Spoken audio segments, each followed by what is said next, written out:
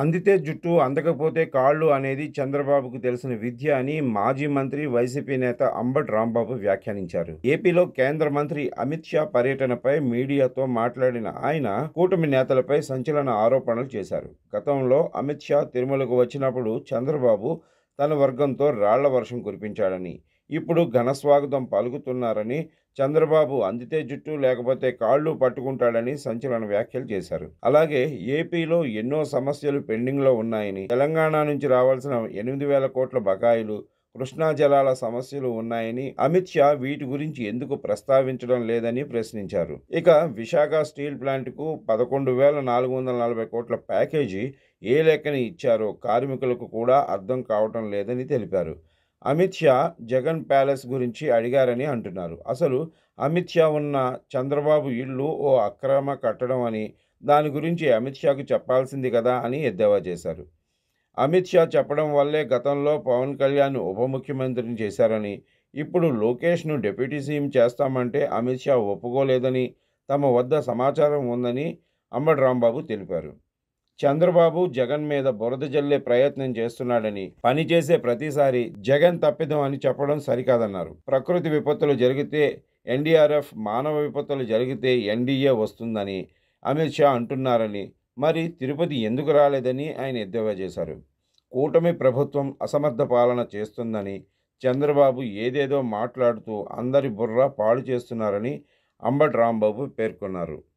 భారతదేశానికి హోంమంత్రిగా ఉన్నటువంటి అమిత్ షా గారు రావడం జరిగింది. ఆయనకి కూటమి నాయకులు పెద్ద ఎత్తున స్వాగతం పలికారు. నేను పత్రికలో చూశాను, పూలవర్షం కురిపించారంట.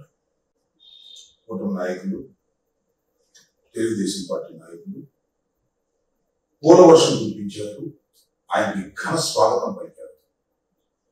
నాకు ఈ సందర్భంలో ఒకటి గుర్తొస్తుంది. చంద్రబాబు నాయుడు గారు 2014-15లో కూడా ముఖ్యమంత్రిగా ఉన్నప్పుడు పార్టీ నుంచి బయటకు వచ్చిన తర్వాత, పార్టీ అంటే కూటమి నుంచి బయటకు వచ్చిన తర్వాత, ఇదే అమిత్ షా గారు అప్పుడు హోంమంత్రిగా ఉండి మన తిరుమల తిరుపతి దర్శనానికి వచ్చారు. అప్పుడు ఏ వర్షం కురిపించారో గుర్తుందా? రాళ్ల వర్షం కురిపించారు. ఎందుకు ఈ విషయాన్ని ఈ సందర్భంగా గుర్తు చేస్తున్నానంటే, నారా చంద్రబాబు నాయుడు గారు నచ్చకపోతే రాళ్ల వర్షము కురిపించగలరు, నచ్చితే పూల వర్షము కురిపించగలరు. నచ్చితే అనే మాట అంటే కంటే అవసరం ఉంటే అని చెప్పవచ్చు.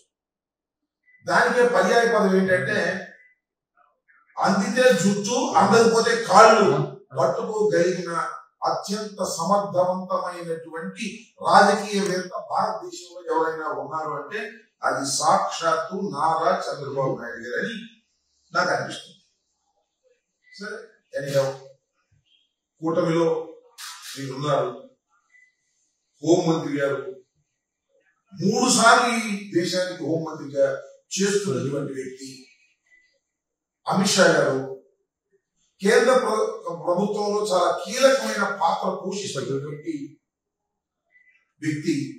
ఆయన మన రాష్ట్రానికి వచ్చారు, స్వాగతం పలికారు, బాగా. మనకు ఇన్ని సమస్యలు ఉన్నాయి ఈ రాష్ట్రంలో.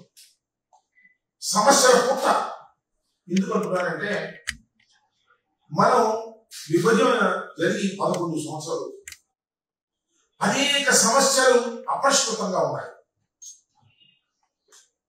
కృష్ణా జలాలకు సంబంధించి అపరిష్కృతంగా ఉన్నాయి. జగన్మోహన్ రెడ్డి గారి టైంలో 8,000 కోట్ల రూపాయలు విద్యుత్ బకాయిలు మనకు తెలంగాణ నుంచి రావాల్సి ఉంటే దాన్ని కొలిక్కి తీసుకొచ్చి కేంద్ర ప్రభుత్వం చేత తక్షణమే ఇవ్వమని చెప్పేసి ఆదేశాలు కూడా ఇవ్వడం జరిగింది, ఆర్డర్స్ కూడా ఇవ్వడం జరిగింది. అఫ్ కోర్స్ కమిటీ పోయింది, దాని ప్రాముఖ్యత పోయింది. ఇలాంటి సమస్యలు అనేకమైనవి పెండింగ్ లో ఉన్నటువంటి తరుణంలో అమిత్ షా గారు మన రాష్ట్రం వచ్చినప్పుడు ఆ సమస్యల మీద దృష్టి పెట్టి ఎంతో కొంత పరిష్కార మార్గాలని అన్వేషించవలసినటువంటి తరుణంలో మరి ఆయనకంట బ్రహ్మాండాన్ని విందించారంట. విందించి కరగట్టు పక్కన ఉన్నటువంటి ఒక అత్యంత అందమైన భవనంలోకి తీసుకువెళ్ళి కృష్ణానది ఒడ్డున వారికి విందు చేసి అటు నుంచి చూస్తుంటే అక్కడ కనకదుర్గమ్మ వారు దర్శనమిస్తున్నటువంటి ప్రదేశంలో వారికి విందించి చాలా విషయాలు మాట్లాడారంట. ఏ విషయాలు మాట్లాడారో తెలుసా మీకు? ఇవాళ వాళ్ళ పత్రికలో రాశారు. జగన్మోహన్ రెడ్డి గారి ప్యాలెస్ల గురించి మాట్లాడారంట. సమస్యలన్నీ పోయినాయి. హోంమంత్రి గారు వస్తే పరిష్కారం కావాల్సినటువంటి సమస్యల్ని పక్కన పెట్టి జగన్మోహన్ రెడ్డి గారి ప్యాలెస్ గురించి అని అడిగాడంట. వీళ్ళు చెప్పారంట, ఆయనకి బెంగళూరులో పాలసీలు ఉన్నాయండి, తాడేపల్లిలో పాలసీ ఉందండి, హైదరాబాద్లో ప్యాలెస్ ఉందండి, పులివెందుల్లో ప్యాలెస్లు ఉన్నాయండి. మేము అనుకుంటున్నాం అమిత్ షా గారు ఇవన్నీ అడిగాడని మేము అనుకోవట్లా. వీళ్ళు రాయటం మాత్రం ప్రచారం. ఏ సందు దొరికినా జగన్మోహన్ రెడ్డి గారి మీద బురద జల్లుదాం. నాకు చిన్నప్పుడు ఒక కథ ఉండేది, ఆవు కథ అని. ఏ వ్యాసంలో చెప్పినా ఆ గురువు గారు ఆవు కథ రాసేవాడు. విమాన ప్రయాణం గురించి రాయమన్నారంట.